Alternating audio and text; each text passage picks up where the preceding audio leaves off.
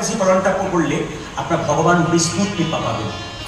আর আগামী 9ই ভাদ্র সম্ভবত 26শে আগস্ট দেখবেন গণেশ চতুর্থী আসছে।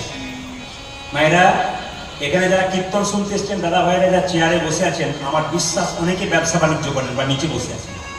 যারা ব্যবসা বাণিজ্য করেন, যারা বাড়িতে গণেশ রাখেন, একটু মন দিয়ে শুনছেন। শুধুমাত্র সব দেবতার পুজো করবেন তা নয়, গণেশের পুজো কিন্তু করতে হয়। কেন বলুন তো?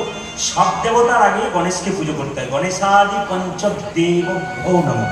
যদি কোনো ব্রাহ্মণ মণ্ডলী এখানে থাকেন তাহলে বুঝতে পারবেন। দেখবেন গণেশকে সবচাইতে আগে পুজো করা হয়। গণেশ চতুর্থী লাগছে মায়েরা, বাড়িতে বাড়িতে গণেশের মূর্তি আনবেন। গণেশের কৃপা হলে কি হয় একটু বলে দিই, তাহলে বুঝতে পারবেন। গণেশের মূর্তি বাড়িতে আনবেন। যদি গণেশের মূর্তি না থাকে, গণেশের চিত্রপট মানে ছবি আপনি পুজো করতে পারেন। 9ই ভাদ্র 26শে আগস্ট লাগছে কটার সময়? দুপুর 11টা 12টার মধ্যে। এবং পরের দিন কিন্তু 2:20-তে ছাড়ছে। সূর্য উদয় পাচ্ছে বলে কিন্তু 10ই ভাদ্র আপনাকে গণেশ চতুর্থী মানতে হচ্ছে। দেখুন, গণেশের পুজো হয় কেন প্রথম?